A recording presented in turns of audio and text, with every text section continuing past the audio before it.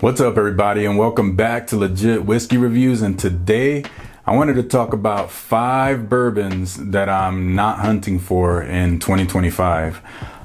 So this is something I've been wanting to do for a while, just let you guys know what I'm not hunting for this year. And for the most part, 4 of these 5 they're not like super ultra allocated, but they're like limited, I would say. You could say allocated, but they're limited, I would say, like that, where you can't really just walk in a lot of stores and find them readily available. And one of them is readily available. It's not limited or anything like that. You can find it at any liquor store, but I put it on the list for a reason.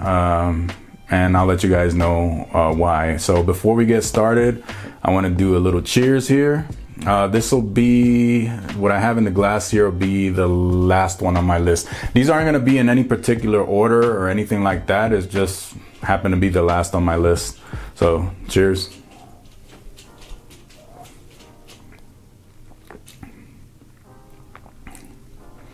This is still good.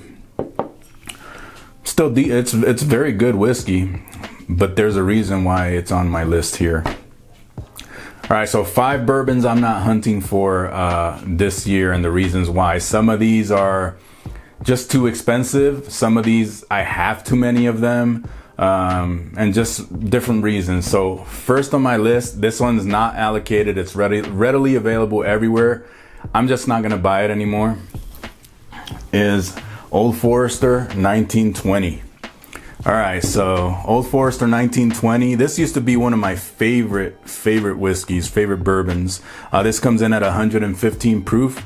And the reason why I'm not buying this anymore, this is probably the last bottle, is because I feel like the quality, and this is just my opinion, maybe it's just my palate, but I truly believe that in the last, I feel like 5 to 6 years, the quality has gone down as far as what I used to get when I first started drinking this to now.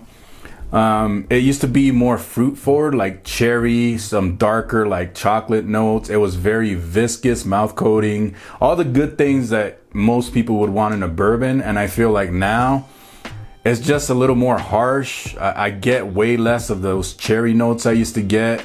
It's less velvety. It's just like I just feel like honestly the quality has gone down, and I just feel like that's it for me. Like I'm not buying it anymore. As far as the Old Forester 1910 though, that one's still great, and I'm still gonna be picking that one up when I run out. But this is probably my, I don't know, I want to say this is probably like 6th or 7th bottle of 1920. And for the earlier parts when I used to buy them, they were very good. This was like 7-8 years ago, and I just feel like the last, especially after COVID, I want to say maybe 2021 and forward, the quality has gone down in my opinion. I'm not sure they changed the batching or type of bourbons they're using in the blend. Whatever it is, it's not, for me, it's not working. So, and a lot of people may disagree. This is a lot of people's favorites, but for me, it's just not anymore.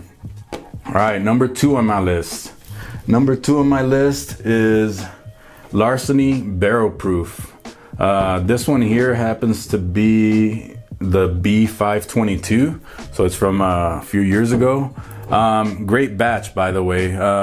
As far as Larceny, I've never been a fan of just the regular Larceny. I'm not a big weeded bourbon fan. I have my few that I do love, but for the most part, I don't gravitate towards weeded bourbons. There are exceptions, of course, but when the Larceny Barrel Proof started coming out, I was, I'm a big fan. I'm still a big fan. The reason I put this on my list is not because I don't like it. For the most part, some batches are hit or miss, but for the most part, the batches that I've had, they've been very good. The reason this is on my list is because I have too many of them. I have like 3 or 4 other batches back there, and I don't normally like gravitate towards barrel proof bourbons all the time. Sometimes I just want to have something where I don't have to think about it, or just something easy sipping.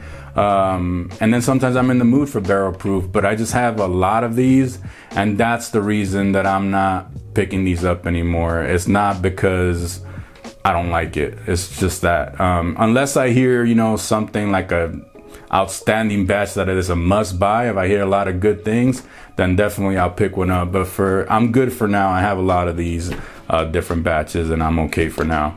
All right, kind of semi for the same reason. Number 3 on my list, also from Heaven Hill, is Elijah Craig Barrel Proof. This one here happens to be the C921.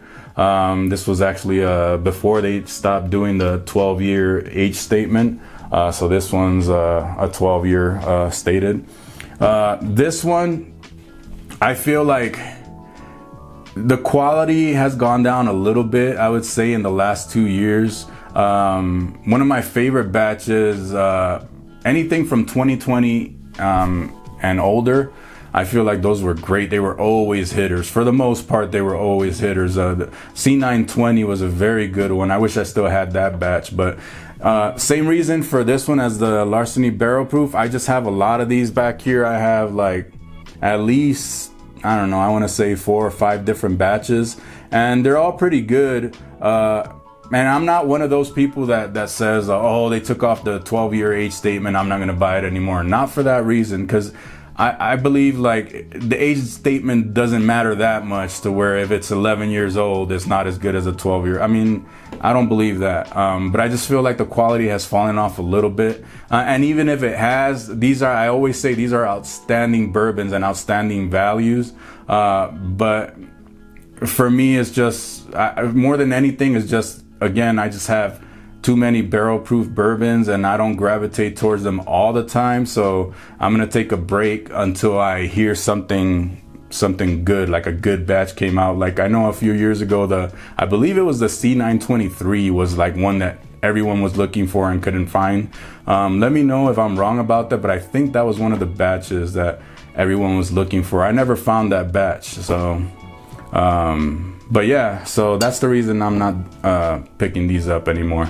Number 4 on my list is from Jim Beam. It's Booker's. So this one here is from last year. This is the 2024-01. Believe this one is the Springfield batch. So this one's pretty decent.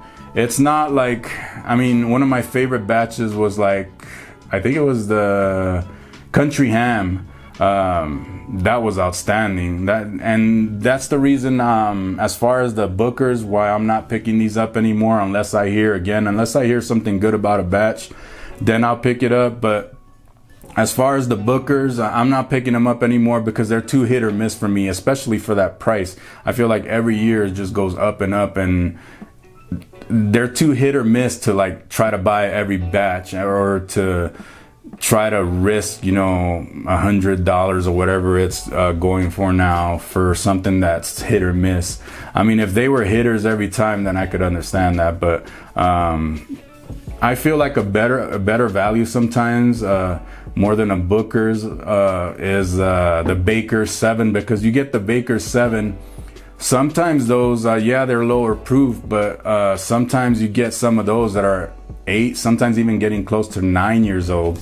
And while age isn't everything, I just feel like those give some of these Booker's batches a run for their money, and they're way cheaper. So kind of take that into account if you like that Jim Beam profile. I love the Jim Beam profile. I love Old Granddad 114. I love the Bakers. I love Knob Creek. I mean, there's so many Jim Beam products that I do love, and for the most part, I like Booker's. It's just some batches are hit or miss for me to like risk the money, for a batch that might miss. So, all right, finally, last one on my list, which I have in the glass here. Again, this one, I feel like it's good. It's a good whiskey. But I feel like ever since it started to now, I feel like the price just goes up and up and up every year, and it doesn't get any better. If anything, if anything, it's gotten worse. I feel like the quality is not as same as some of the earlier batches. So I just feel like I'm definitely not buying this one anymore. Unless somebody raves, a lot of people rave about a new batch that comes out. Typically this comes out around allocation season, and yeah, I'm just not buying it anymore.